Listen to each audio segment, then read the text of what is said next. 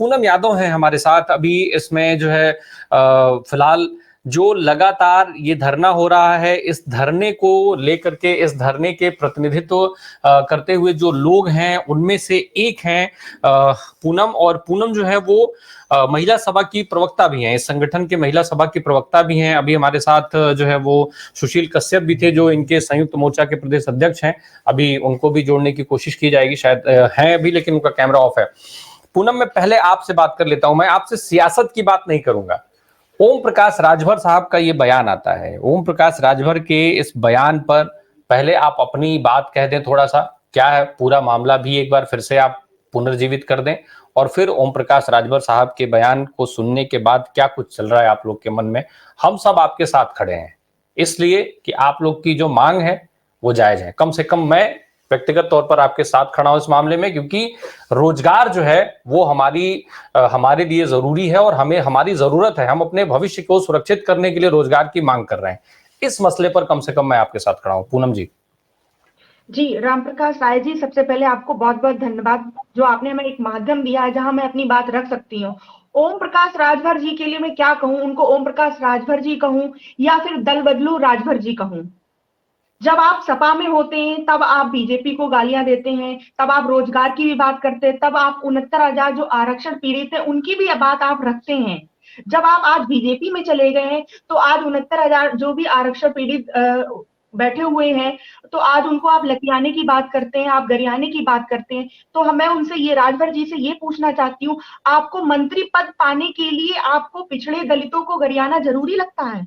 क्या आपको मंत्री पद तभी हासिल होगा जब आप हम युवाओं बेरोजगारों का लतियाएंगे, गरियाएंगे? क्या मैं उनसे पूछना चाहती हूँ, मंत्री पद के लिए आप इतना ज्यादा नीचे गिर जाएंगे? अभी जब आप बीजेपी में थे तभी आपने हम लोगों को एक टीम को बुलाया था सबसे पहले कि आप जितने भी वर्ग हैं, चाहे वो सामान्य वर्ग हो, चाहे वो पिछड़ा वर्ग हो, एससी वर्ग हो, आप सभी लोग आ जाइए, मैं मध्यस्थता कराऊंगा।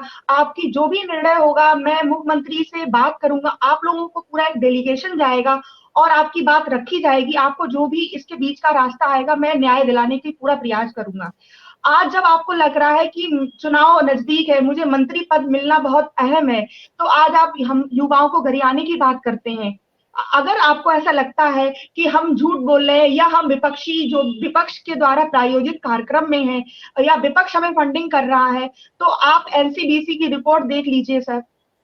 जो 13 मार्च 2023 को भी इन्होंने जारी किया था, हाईकोर्ट ने आदेश दिया था सिंगल बेंच ने कि आप पूरी लिस्ट 69,000 की जो लिस्ट बनी उसको रिविजिट करिए।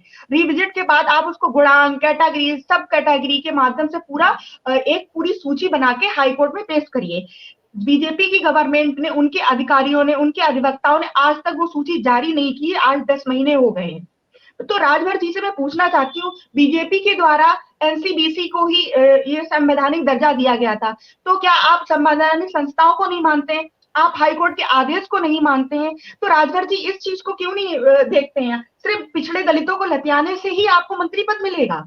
हम बेरोजगार युवाओं ने आपको, अगर पिछड़े दलित ने आपको यहाँ बैठाया, आपकी पार्टी 2002 में बनी थी, आपने दलित, पिछड़े, शोषित वर्गों का नारा देते हुए आप इतने आगे आए हैं, राजनीति में आए हैं, तो क्या हम बेरोजगार युवा आपको जहां बैठे वहां से हटा भी सकते हैं? क्योंकि हमारे हाथ में मतदाता है, मतदाता, हम वोट, अपना एक वोट से आपको हटा भी सकते हैं। उनको ध्यान रखना चाहिए अपना ऐसा निंदनीय बयान देते हुए।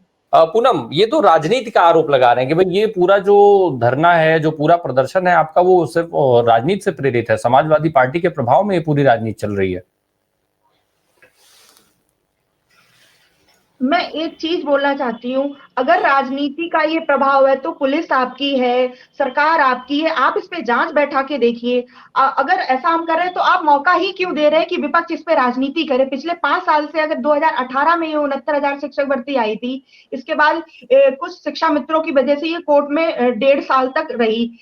जब रिजल्ट आया तो पता चला कि ये बहुत ही माइन्यूट सा इसमें आरक्षण घोटाला हुआ, जिसको समझ पाना सबके बस की बात नहीं है। इसमें आरक्षित और रिजर्व सीटों पे घोटाला इस प्रकार हुआ कि हमें 27% ओबीसी का, जो कि बेसिक शिक्षा नियमावली 1981 और आरक्षण नियमावली 1994 का घोर उल्लंघन है, जिसमें ओबीसी को 27% आरक्षण की बात कही गई है, जिसमें ओबीसी को 3.86% आरक्षण दिया गया और एससी को 21% की जगह 16% आरक्षण दिया गया है, जिसको एनसीबीसी की रिपोर्ट भी कहती है, पॉइंट नंबर आप 10 उठा के देखिए, जिसमें उन्होंने साफ साफ लिखा है कि इसमें आरक्षण का घोटाला हुआ है, सिर्फ 3.86% ही आरक्षण दिया गया है।